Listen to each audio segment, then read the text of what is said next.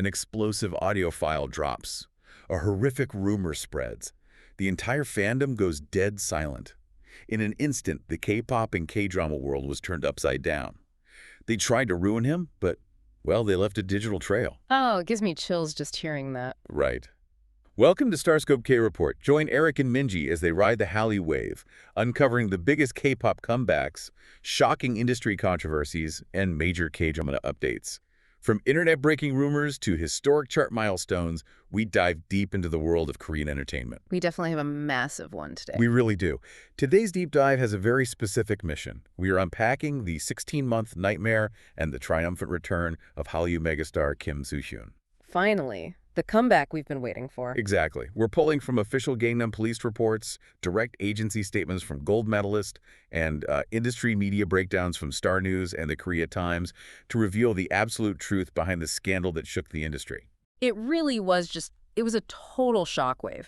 If we go back to early 2025, the reaction from K-nets was incredibly visceral, like absolute chaos online. Oh, for sure. When YouTuber Kim Se-ui from the Garo Sero Institute, or Hoverlab, dropped his so-called evidence, things just exploded. Yeah, and that channel is notorious for shaking up the entertainment industry. The fandom fractured immediately, people didn't know what to believe, and I mean, the emotional whiplash was intense. Those fans have been burned before, right? Right. You have to remember, the K-entertainment audience has dealt with stars harboring dark secrets before, so the default public reaction has shifted toward immediate suspicion. No one gets the benefit of the doubt anymore. The facts of what was alleged are heavy, and we really need to look at exactly what was weaponized here. The claim was that Kim Soo-hyun had dated the late actress Kim Sae-ron when she was a minor. Which is just a horrific accusation to throw out there. It is, and the channel didn't just casually make the claim. They presented KakaoTalk screenshots, and then the centerpiece of the broadcast, an audio recording. The audio is what really pushed people over the edge. Yeah. It was purportedly the late actress's own voice saying, and I quote, "We began dating when I was in middle school. The first time we had sex was during winter break." Audio bypasses our critical thinking in a way that text just doesn't, you know? When you hear a voice, especially of someone who has passed away, it feels intimately real and just deeply unsettling. It makes it so hard to question in the moment. Exactly. The fallout was instantaneous. Civic groups estimated that 2,026 articles were published in just 8 days. Wow. Over 2,000. Yeah. It's a staggering volume of media coverage. Yeah. I mean, we often talk about artists getting an all-kill on the music charts when they hit #1 everywhere, but this was like a negative all-kill. Right. Dominating the search engines. Every major Korean portal, Naver, Dom, Nate, had their top trending search terms completely taken over by his name attached to these terrible claims. Which led to that disastrous press conference in March 2025. Kim Soo-hyun stood up there, tearfully denying the claims, but he completely refused to take questions from the press. And looking at how Korean PR operates, that was basically throwing gasoline on the fire. Totally. The cultural expectation is absolute transparency. Right? Absolutely. The press expects you to stand there, bow deeply, and answer every single invasive question until they are satisfied. And by shutting down the Q&A, the public immediately drew unfair comparisons to past disgraced stars. Yeah, like Park Yoo-chun and Jung Jun-young. They both had highly emotional press conferences claiming innocence before the truth ultimately came out. So the refusal to engage made him look defensive. Exactly, even if he was genuinely just terrified and overwhelmed by his reputation collapsing overnight. And the financial toll didn't wait for a court verdict either. Advertisers panicked. The civil lawsuits against Kim Soo-hyun surpassed 10 billion won. 10 billion won. Just let that sink in. It's massive. Trendmaker, the company behind Diento, sued for 2.8 billion. From Bio filed for 3.96 billion. Brands simply claw back those model fees the second public sentiment sours. Because the image is the product. If the image is stained, the product is defective in the eyes of the advertisers. They are protecting their bottom line, and they won't wait months for police to forensically examine a YouTube video. Which, I mean, I look at that timeline, and it's like a digital wildfire that burns down a house before the fire department even picks up the phone. That's a great analogy. How is it that $10 million in lawsuits can be filed based on a YouTube video before a single forensic check is done? It's terrifying. But wait till you hear what the police just uncovered about those screenshots and that audio. It is a plot twist nobody saw coming. Oh, this is where the narrative shifts entirely. The vindication here is just, it's nothing short of incredible. When the May 2026 Gangnam Police findings dropped, it exposed the entire operation. And led to an actual arrest warrant for the YouTuber Kim Se-ui. Yes. Finally, some consequences. Let's break down the KakaoTalk forgery first, because the mechanics of this are fascinating. Yeah. Police found the raw screenshots were originally provided by the bereaved family's own lawyer. Wait, really? The family's lawyer? Yes. But because of a phone number change over the years, the contact name simply read unknown. Which is a very standard quirk of KakaoTalk. Like, if you use the app, you know that when a user deletes their account or changes their number, their historical chat logs lose the custom display name. It just defaults to unknown. And that structural loophole is exactly what the YouTuber weaponized. Police allege Kim Se-ui edited unknown to read Kim Soo-hyun, slapped the actor's profile picture on it, and presented it as verified fact. The audacity of that fabrication is chilling. And the lawyer who supplied the raw materials was booked as an alleged co-conspirator for handing over the ammunition. They took a mundane software default and turned it into a weapon. But the audio recording, that's where the malicious intent becomes truly terrifying. Right. Initially, the National Forensic Service looked at the audio and labeled it inconclusive, not because they thought it was real, but because they couldn't analyze a compressed file ripped straight from YouTube. They needed the metadata from the original file, which the YouTuber obviously refused to provide. Exactly. But police kept digging. By tracing digital distribution trails, they proved it was an AI-generated fake. We have to talk about the how here, because AI forensics are evolving so fast. The police noted that while the voice sounded identical, the cadence was entirely unnatural. Because it was trained on her old dramas. Yes. Voice cloning AI requires a data set, and this AI was fed audio from her old KDrama scenes and public interviews, so the generated audio had the dramatic inflection of a scripted television show. Oh, wow. Yeah, rather than the natural, breathy sound of a casual cell phone conversation. The AI simply didn't breathe the way a human does. Which makes sense when you consider the motive. The police alleged this entire smear campaign was driven purely by financial gain. Generating outrage leads to high-traffic live streams. And those super chats roll in. Exactly. Tens of thousands of shocked fans tuning in, dropping paid super chats to the creator.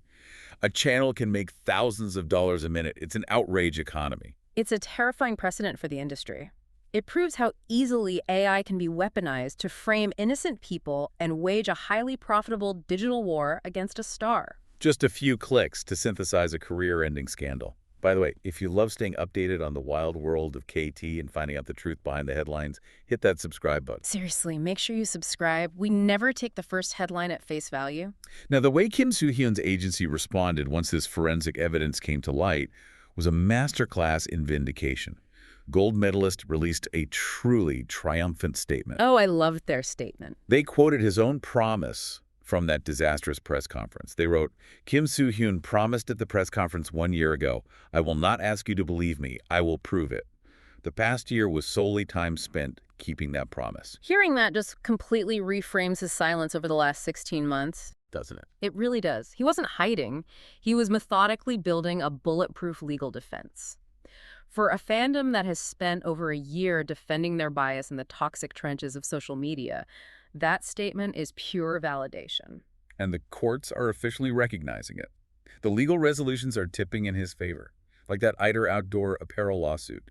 They originally sued for 2.5 billion won, but revised it to 400 million once the AI forgery was proven. Just to recoup model fees. Yeah, and the Seoul Central District Court stepped in and recommended a formal settlement where both parties maintain the original contract and just pay their own legal fees. Because the court recognized the reality. Both the brand and the actor were victims of a malicious third party. Kim Soo-hyun didn't breach his morality clause. The fabricator caused the damage. And now he's off the defensive. His legal team is hinting at an unprecedented $19 million civil lawsuit against the perpetrators for his destroyed life. Which is absolutely warranted. But what's equally fascinating is the support he's receiving from inside the industry. This brings us to the G-Dragon connection. Oh, yes. The fandoms were on fire over this. G-Dragon actually liked gold medalist's exoneration post on Instagram. He later unliked it, though, which is totally a signature move for him. He did the same thing with Hyun-woo and Jennie posts. But the internet never forgets a screenshot. That fleeting like carries immense cultural weight.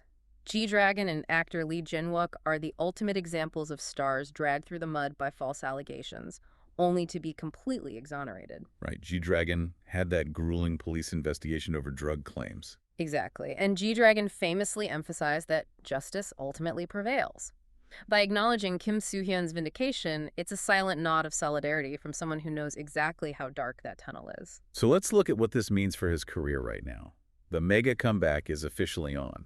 He's heading to LA for KCON, shooting campaigns for the Philippine brand Bench, and crucially resuming work on the Disney Plus original series Knockoff. The industry hype for this drama is off the charts. The budget alone is around 60 billion won. That is blockbuster territory. It's massive.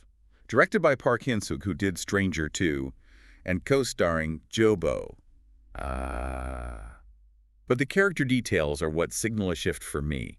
He plays Kim Soo-hyun, this cold, ruthless king of the 1997 counterfeit goods market. Such a sharp contrast to Hyun-woo, his warm, perfect husband character in Queen of Tears. It really is. It's the smartest strategic move he could make. Coming off a scandal where his personal integrity was attacked, stepping into a role that is unapologetically cold and calculating allows him to flex his acting muscles without relying on the perfect boyfriend trope. It creates a boundary. Yes, separating his art from the real-world vulnerability he just survived. I hear that, but let me push back a little. Realistically, can a Hallyu star ever truly scrub a stain this big from search engines? That is the million-dollar question. Because we know people skim headlines. Millions saw the initial accusation, internalized it, and might completely miss the follow-up articles about the AI forgery. Doesn't the public always hold on to a shadow of a doubt? It's a complex dynamic, and you're right, a whisper will probably linger in the comment sections for years, but you have to look at the two different audiences. For the core fandom, this exoneration is armor. They'll rally harder than ever. Absolutely. They feel a sense of shared survival. As for the general public, talent is the ultimate PR strategy. An undeniable performance in a hit 60 billion won show will overwrite the narrative. Talent really is the ultimate currency. And by the way, make sure you're subscribed to the show so you never miss an update on this comeback or any major K-drama news. And you know, this newly found defiance isn't isolated just to Kim Soo-hyun fighting digital smears. We are seeing a shift in how artists tolerate exploitation across the board. Oh, definitely. The era of stars just taking the hit to keep the peace is ending. Look at what just happened in Busan with BTS. Yes, let's look at this bonus K-pop tea because this update was explosive. During a recent live stream, BTS members RM, Jimin, and Jungkook directly called out the local accommodations in Busan for extreme price gouging ahead of their concert. A textbook example of real-world exploitation of a fandom. To give some economic context, local hotels were jacking up prices to absurd levels, like $150 a night rooms suddenly relisted for $800 to $1,000 a night. It's just greed. In some cases, they canceled existing reservations. Fans made months in advance just to turn around and charge 5 times the rate, and the BTS members did not hold back. I love that they spoke up.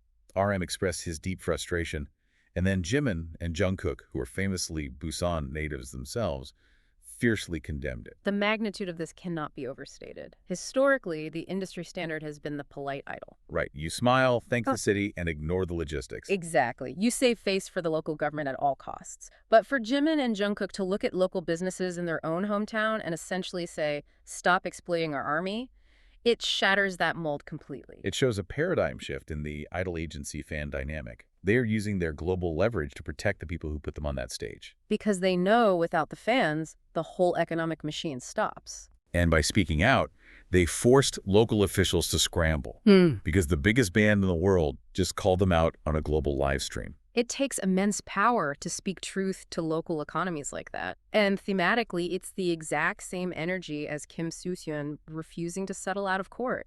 The biggest stars in the Hallyu wave are drawing a line in the sand. Refusing to be passive victims of the system. Whether that system is a rogue AI YouTuber or a greedy hotel conglomerate. It's an inspiring new age of accountability. But the Kim Soo-hyun situation leaves us with a pretty chilling concept to mull over.